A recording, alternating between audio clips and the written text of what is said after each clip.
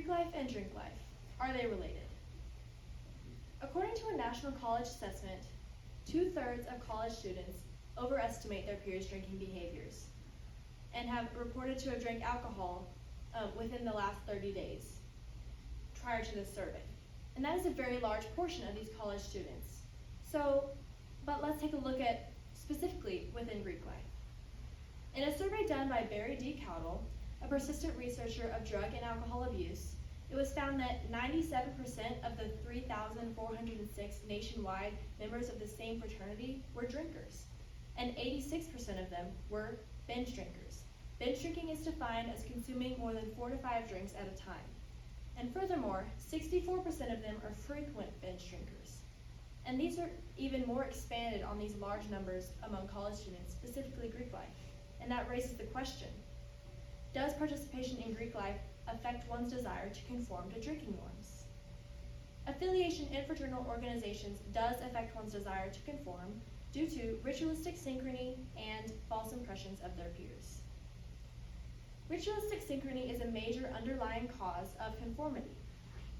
There are many benefits to ritualistic synchrony, including camaraderie, prosociality, group cohesion and cooperation, according to numerous experiments done by Michelle Gelfand and her peers, professor of psychology by courtesy at Stanford University. However, in these same experiments and some others, it was found that there are some negative outcomes as well, specifically in what she described as destructive obedience and group dissent. The group cooperation and cohesion described previously as a benefit turned into a consequence when they are taken to the extreme. In one experiment, groups were put together, and one of the members of the group had an information packet with more information than the others had.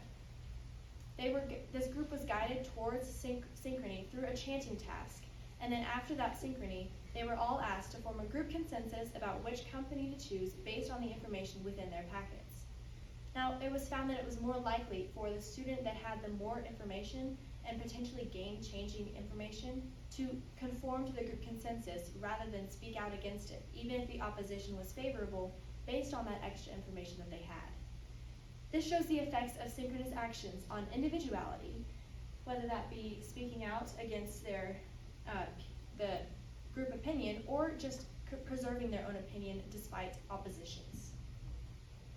One of the busiest times of fraternal organizations is during recruitment week or rush week. Emil Durkheim, an early 20th century sociologist, introduced the idea of collective effervescence to describe the feeling of excitement when belonging to a group or community engaging in synchronous actions. And there is that feeling of community among Greek life members whenever they engage in these recruitment week activities. But there is also excessive competitiveness during this week, which leads to impression management among new recruits or those trying to be recruited. Impression management leads these people to seek to maximize their positive evaluations by the leaders of the group, which in turn, as stated by Karina Karvinsko, they tend to conform to injunctive norms or standards in order to be viewed favorably. Now let's look at some activities during recruitment week. In a viral video of the Alpha Delta Pi sorority in the University of Texas, it is demonstrated perfectly. 3 sorority members are seen opening a set of doors, revealing dozens of other members who squeal excitedly before then performing a choreographed chant and clapping in sync, which is the epitome of synchronous activities. All participants of Rush Week, whether they are affiliated or not, participate in some form of choreographed and synchronous activities. And as if they are affiliated and recruited, they participate in even more throughout their time. So in addition to the desire to be accepted in this competitive environment, the numerous synchronous activities increase the desire to conform to drinking norms. Moving on to false impressions, student misperceptions of the drinking behaviors of their peers has proven to be one of the major underlying causes of high quantity drinking in college, specifically in Greek life. It is nationally observed that students misperceive the unhealthy conduct of their peers. In fact, over 70% of college students across the country overestimate their peers' drinking habits. As observed by Kristen Scully, the chair of health promotion at the University of Hawaii, and her peers, the social learning theory can be used to demonstrate and explain the behaviors of college students and their drinking behaviors. The social learning theory implies that if a student sees their peers or believes that their peers are drinking a high amount of alcohol, whether that be accurate or inaccurate, this student may actually be led to believe that they have to drink that much as well, or that the high quantity that they are already drinking is okay based on that perceived norm. Karina Kravzinsko and Laura Sekobayati, professors in the psychology department at a Lithuanian university, show that in the focus theory of normative conduct, the norm that is predominantly present in one's mind will greatly prompt their behavior. As students perceive drinking norms that are higher than the reality, their choices will likely be altered by that norm. This observation can be supported by Elizabeth Crawford and Catherine Novak, professors of sociology at Bradley University and Butler University, respectively, who surveyed a group of college students, asking them to estimate the amount of alcohol that an average student at their school might drink. And it was found that based on the amount that student estimated, you could compare that as an accurate representation of that student's own drinking behaviors, meaning that student has likely conformed to whatever they believe to be the norm. Now, it is obvious that college drinking, especially among members of Greek life, is a major concern. So, something must be done for the sake of these students' health and in their individuality. So here I'm proposing a solution. Now, the most obvious solution would revolve alcohol education programs prior to arriving on campus, which most universities already require, according to Aaron Willis. In addition, Amy Perkins states that alcohol awareness campaigns and harsher penalties for alcohol-related violations would be effective as well and are already in place in these fraternal organizations.